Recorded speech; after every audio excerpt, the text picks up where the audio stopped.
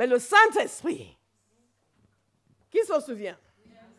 Le Saint-Esprit, il est venu comme Dieu. Ah, je vais le répéter pour ceux qui n'étaient pas là vendredi. Jésus était venu sur terre comme un être humain. Mais le Saint-Esprit, lui, il est venu comme Dieu. Avec tous les attributs de sa divinité. Hey! Avec tous les attributs de sa divinité. C'est comme si le Père descendait du ciel pour venir demeurer avec nous. Nous devons en prendre conscience et commencer à penser différemment, fonctionner différemment, agir différemment. Nous ne sommes pas censés être encouragés dans une réunion et une semaine après retomber. Vous n'allez plus jamais retomber. Haramakate, God punish the devil. Quelqu'un doit dire c'est bon. C'est bon. Ils ne sont pas retournés dans la chambre haute pour dire ah, il nous faut encore une dose, on attend, qu'est-ce qui se passe? Ils veulent nous tuer. Non, non, non. Quand ils ont cherché à les tuer, avec l'Esprit Saint qu'ils avaient reçu, ils se sont levés avec audace et ils ont prié. Actes chapitre 4. Ils ont levé la voix devant l'Éternel. Ils ne sont pas allés se cacher. C'était fini de se cacher. Je dis pour quelqu'un, je dis c'est fini de te cacher. C'est fini. Amen. Tu ne te cacheras plus au travail, amen, ni dans la famille. Il y a des gens qui sont sauvés en secret. Même les membres de leur famille ne savent pas qu'ils sont convertis. Vous recevrez une puissance. Amen. Le Saint-Esprit survenant sur vous. Amen. Et vous serez mes témoins. Amen. Alléluia. Amen. Ils se sont levés avec audace. Ils ont dit, ah, ils ont crié à Dieu. Ils ont commencé à lui rappeler son plan millénaire. Ils lui ont dit, maintenant, étends ta main. Qu'il se fasse des prodiges. Par le nom de ton saint serviteur Jésus. Des guérisons, des miracles. Quelqu'un va crier à Dieu ce matin. Me dit, étends ta main sur ma vie. Qu'il se fasse à travers moi. Des prodiges. Des miracles. Et des guérisons. Dans le nom de Jésus. Alléluia. Nous devons prendre nos responsabilités.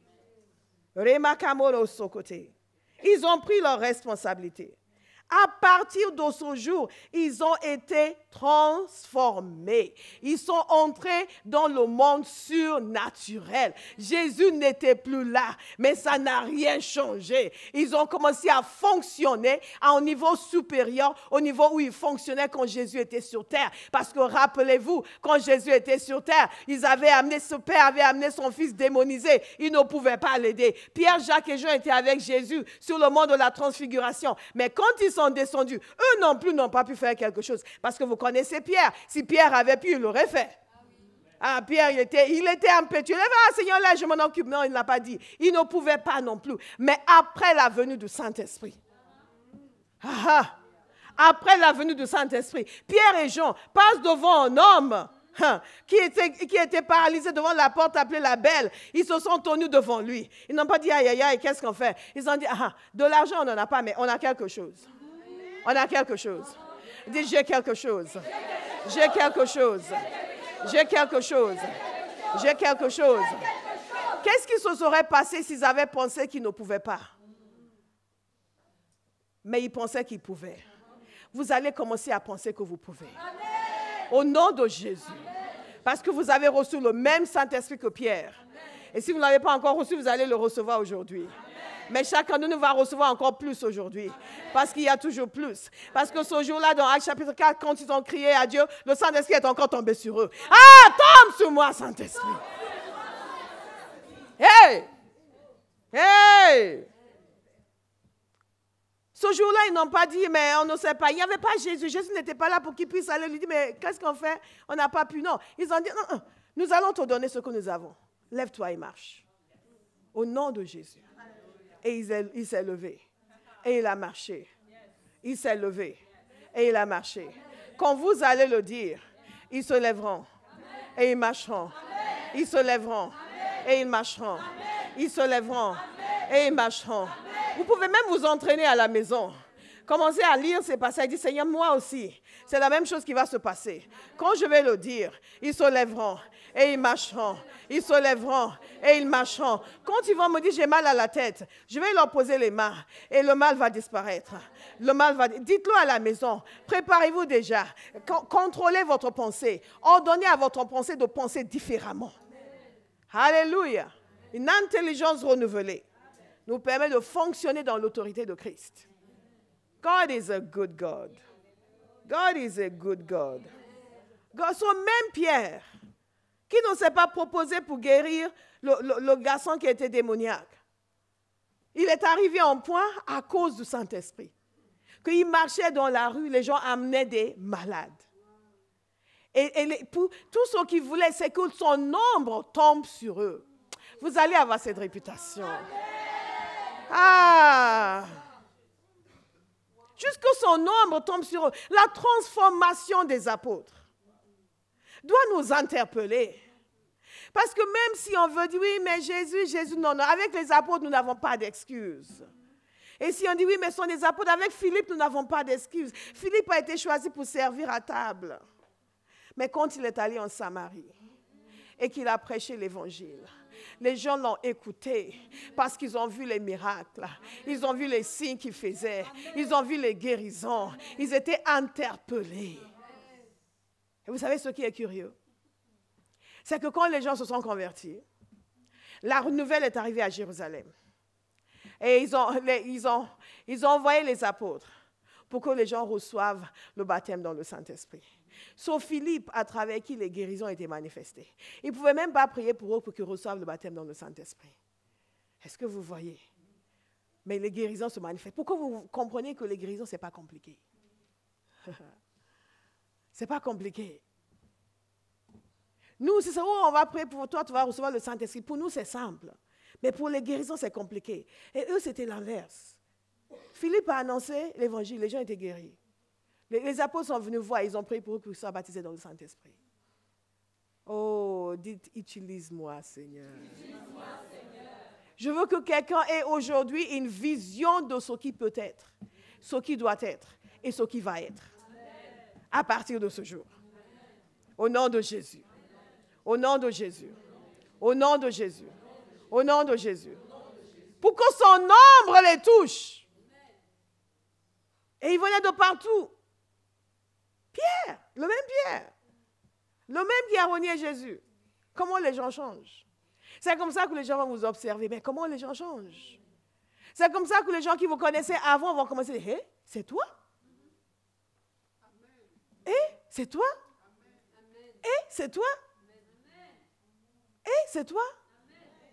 Ce même Pierre, sa femme a dit, hé, mon mari, tu n'es plus le même. Tu n'es plus le même.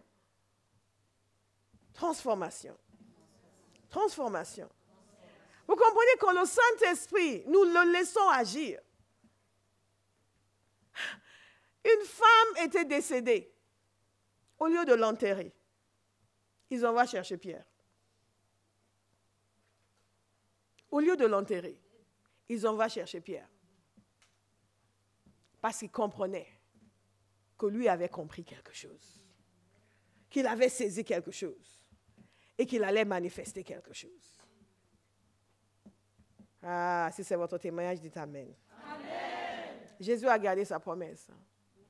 Nous l'avons vu dans la vie des disciples. Il a gardé sa promesse. Mais vous savez, souvent les personnes qui ne fonctionnent pas dans la puissance du Saint-Esprit veulent donner l'impression que ce n'est pas nécessaire. Vous donnez l'impression que ce n'est pas nécessaire. Ou donner l'impression que ce sont les gens qui ne sont pas versés dans les Écritures, qui s'occupent de la puissance. C'est une arrogance ridicule. Parce que c'est nécessaire. Dans toutes les générations.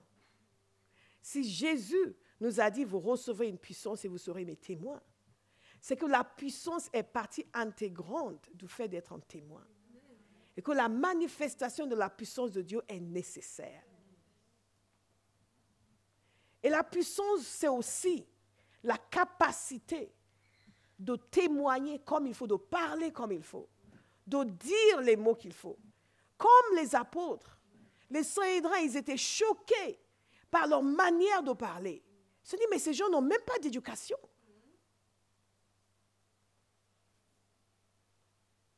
Pour quelqu'un qui se sent limité, vous recevrez une puissance. Le Saint-Esprit survenant sur vous.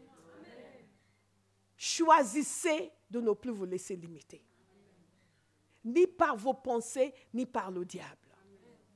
Quelqu'un va se révolter contre le joug du diable dans ses pensées. Son évaluation de vous ne correspond pas à la réalité. Et je vais même vous dire quelque chose. Votre évaluation de vous ne correspond pas à la réalité. Amen. La seule personne qui vous connaît, c'est Dieu lui-même. Amen. Et l'Esprit de l'Éternel va vous donner une vision de ce que vous êtes censé être. Et si vous l'acceptez, il va opérer la transformation. Amen. Lorsque je me suis convertie, j'ai commencé à avoir des visions. Je n'avais jamais vu de vision de ma vie.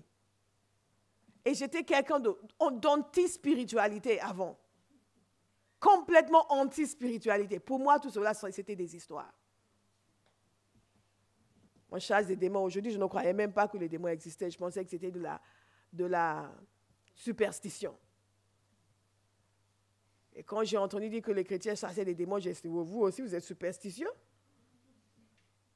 Comprenez-vous, nous étions modernes, nous. Mais vous comprenez, j'ai commencé à avoir des visions. Je me voyais prêcher l'évangile devant des foules. C'était très curieux. Parce que prêcher n'était pas dans mon plan de carrière. Mais vous ne savez pas qui vous êtes. Tant que le Saint-Esprit ne vous a pas montré qui vous êtes. Quelqu'un va avoir une vision de sa vie ce week-end. Quelqu'un va être confirmé dans ce qu'il soupçonnait déjà ce week-end. Parce que pour accepter ce que Dieu a pour nous, nous devons déjà le connaître. Et tu sais, oui, mais moi je suis ceci, et moi je suis ceci, et moi je suis... Non, non, non. Vous n'êtes que ce que Dieu dit que vous êtes. Amen. Quel que soit ce que Dieu dit que vous êtes, il a la capacité de vous transformer. Alléluia.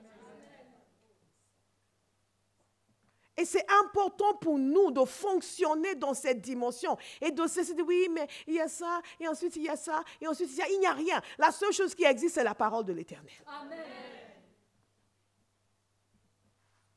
Que ce soit des fleurs, l'herbe, tout disparaît, tout sèche, tout tombe. Mais la parole de l'Éternel subsiste éternellement. Éternellement. Et quand Jésus a rencontré ses disciples, il leur a dit, venez, je ferai de vous des pêcheurs d'hommes. Et ils l'ont suivi. Ils ont accepté. Pierre a accepté. Jacques, Jean, qui n'allaient plus pêcher les poissons, mais qu'ils allaient pêcher les hommes. Et je suis certaine qu'ils ne comprenaient même pas la moitié de ce que ça voulait dire. Mais ils ont accepté. Ils ont accepté. Et beaucoup de chrétiens n'entrent pas dans la puissance de Dieu parce qu'ils passent leur temps à contester ce que Dieu leur a montré. À contester ce que Dieu leur dit. À dire, oui, mais Seigneur, moi je ne sais pas, moi je ne peux pas, moi je ne ceci, moi je ne ceci. Pierre! Pensez encore à Pierre. Pensez encore à Pierre. Son ombre. Même pas que sa main, mais son ombre. Des transformations. Et certains disent, pourquoi la puissance? Pourquoi la puissance? Parce que le monde fonctionne par puissance. Parce que les choses sont changées quand une puissance, une force est appliquée. Dans le naturel, dans le monde politique, il y a des gens qui sont puissants. Donc, vous êtes là. Vous cherchez à rencontrer le maire de votre ville. Et il vous donne rendez-vous pour 2020. N'est-ce pas? Ensuite, vous rencontrez quelqu'un qui a une puissance politique. Vous rencontrez un ministre, vous rencontrez... Et dit, vous voulez rencontrer qui? Oh, ça, c'est pas un problème. Toi, appelle un tel et dis-lui de venir dans mon bureau. Il va convoquer le maire pour venir vous rencontrer. Ça s'appelle puissance. Dites puissance. Puissance. Puissance. Puissance politique. Le monde fonctionne par puissance. Naturelle et spirituelle. Vous cherchez, certains cherchent un poste et ils envoient 500 CV, pas de réponse. Mais certains, il suffit que leur papa appelle quelqu'un. Écoute, tu trouves une place pour mon fils? Oh, oui, bien sûr, monsieur, bien sûr, monsieur. Dites puissance. Si nous décidons de déplacer ce petit machin qui est ici, je vais inviter peut-être Calypso au fond pour venir le déplacer. Vous savez pourquoi? Puissance. Puissance. Pour changer l'état de quelque chose ou de quelqu'un, il faut appliquer une puissance. Dans le naturel comme dans l'esprit. Le monde naturel est gouverné par le monde spirituel. Vous voulez changer quelque chose dans le naturel? Exercez-vous dans l'esprit. Et vous changez la chose dans l'esprit, ça va changer dans le naturel. Et dans le monde spirituel, vous pouvez changer les choses avec l'aide des esprits. Il y a des esprits qui ne sont pas le Saint-Esprit. Quand vous utilisez l'aide des esprits qui ne sont pas le Saint-Esprit, on appelle ça la sorcellerie et l'occultisme. Quand vous utilisez l'aide du Saint-Esprit, on appelle ça l'onction. Alléluia. Qui est loin ici? Hey, l'Esprit de l'Éternel est sur moi, car il m'a oint. Ce n'est pas uniquement la destination qui compte, c'est le moyen. C'est pour cela que beaucoup de chrétiens sont dans la confusion. Parce qu'ils vont dire, oui, mais j'ai été voir un guérisseur et après je me sentais bien. Et on m'a imposé les mains à l'église et je n'ai rien reçu. Mais peu importe, si tu as été voir quelqu'un qui a utilisé des esprits, qui ne sont pas l'esprit de l'Éternel, tu as chopé des esprits. Alléluia. Si quelqu'un sur qui repose l'esprit de l'Éternel prie pour vous, vous allez choper l'Esprit de l'Éternel. Alléluia. Puissance. La puissance est nécessaire parce qu'il faut une puissance pour changer l'état de quelque chose et l'état de quelqu'un. Pour que quelqu'un se convertisse, il faut une puissance qui est libérée pour changer sa manière de penser, sa manière de voir. Alléluia. Dites puissance. Puissance. Puissance. Nous avons besoin de la puissance de Dieu parce que nous ne pouvons pas aider les gens sans la puissance de Dieu. Nous les consolons, nous les cajolons, nous les encourageons, mais ils restent malheureux. Et dans Ésaïe 61, Jésus cite Ésaïe 61, il dit ceci, l'Esprit du Seigneur l'Éternel est sur moi, car l'Éternel m'a oint pour porter de bonnes nouvelles aux malheureux. Il m'a envoyé pour guérir ceux qui ont le cœur brisé, pour proclamer aux captifs la liberté et aux prisonniers la délivrance. Notre génération est en captivité. Les gens ont besoin de délivrance. Marchez sur les Champs-Élysées, laissez Dieu vous ouvrir les yeux. Vous allez voir la captivité. Vous allez voir les chaînes. Vous allez voir les poids et le joug. C'est la puissance de Dieu qui libère. Nous avons besoin que nos yeux soient ouverts sur la détresse de notre génération. Nous sommes trop focalisés sur la nôtre. Et à chaque fois qu'on veut mobiliser les chrétiens pour faire quelque chose, oui, mais tu sais, en ce moment, ce n'est pas évident, j'ai plein de problèmes, j'ai ceci, je dis, hey, mais tu ne vas pas en enfer. Donc, on va aller aider ceux qui vont en enfer.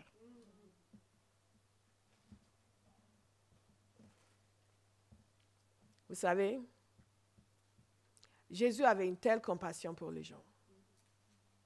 La compassion sans puissance, c'est la souffrance. Je le redis. La compassion sans puissance, c'est la souffrance. En fait, c'est notre indifférence qui nous aide. Parce que si on avait vraiment la compassion pour les gens et on n'avait pas la puissance pour les aider, on serait malheureux tout le temps. Quand on voit comment les gens sont chargés, et Jésus dit, venez à moi, vous qui êtes chargés. Il n'a pas dit, je vais vous consoler, simplement. Il dit, je vais vous donner du repos. D'autres termes, je vais enlever votre fardeau. Je vois devant moi quelqu'un qui va commencer à enlever les fardeaux. Amen. Au nom de Jésus. Si c'est vous, dites en vrai Amen. Amen. Alléluia. Amen. Quelqu'un qui va commencer à enlever des fardeaux.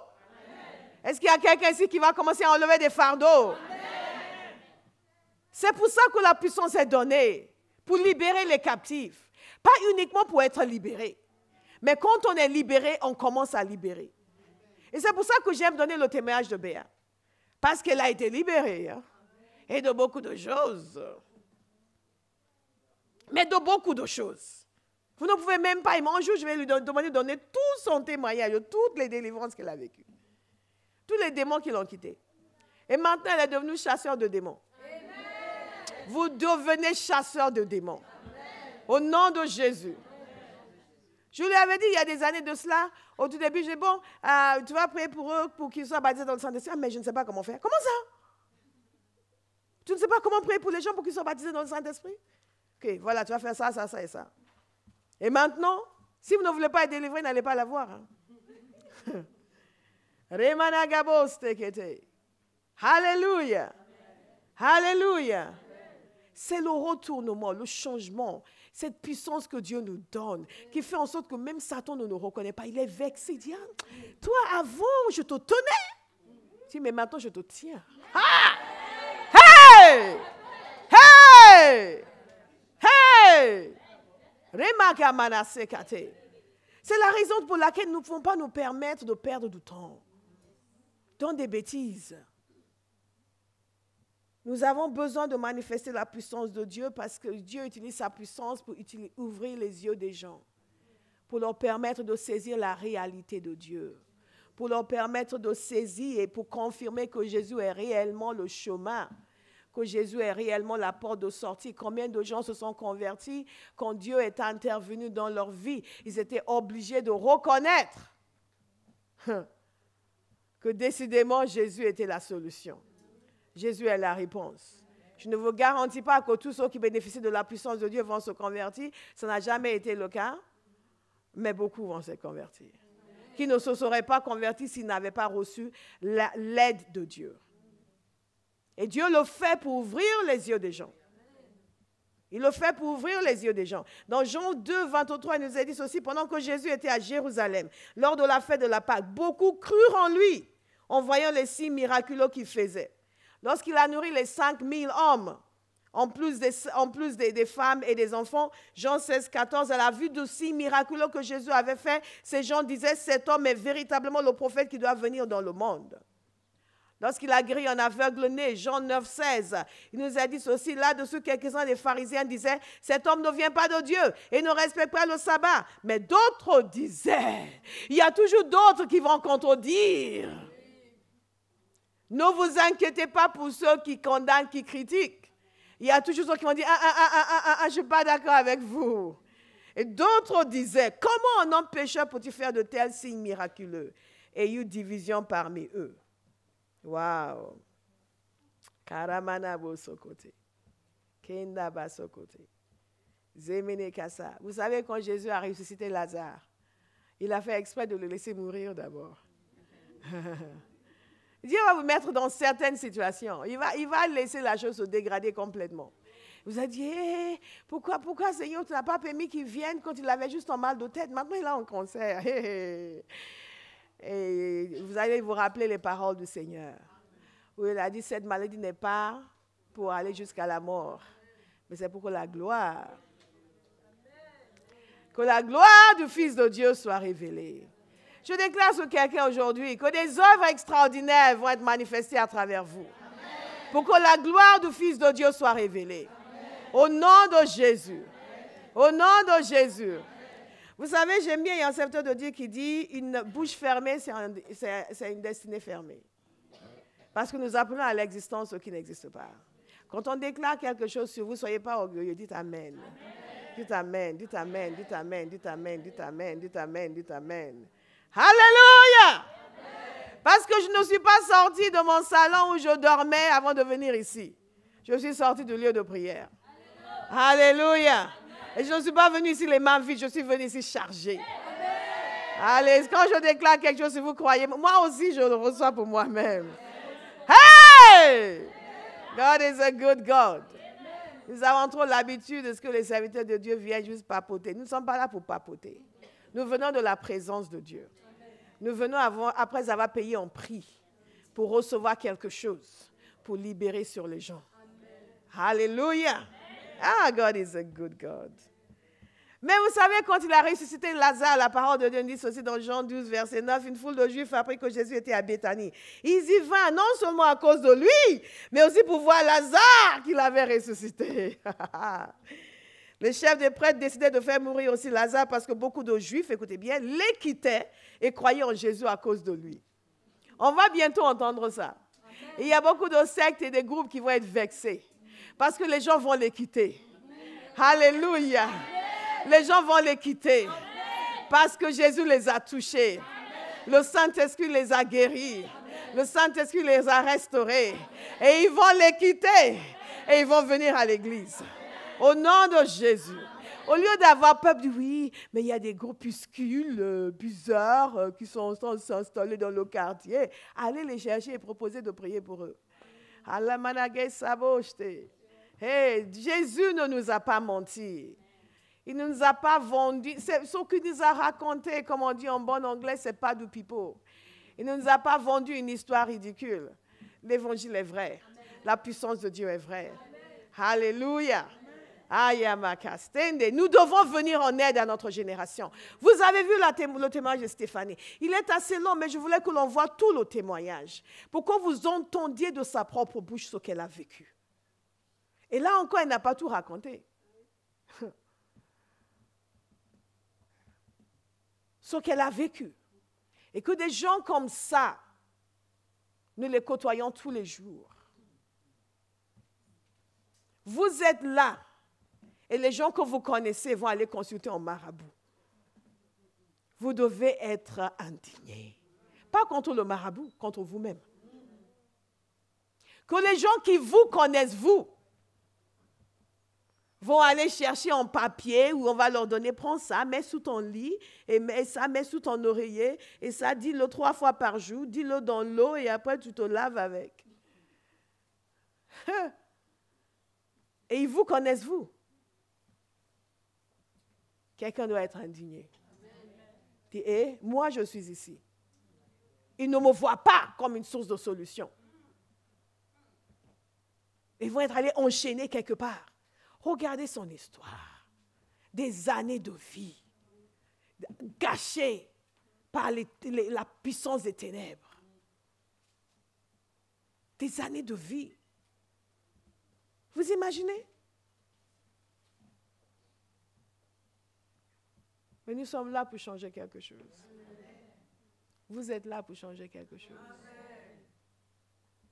Ah oui, et nous allons changer quelque chose.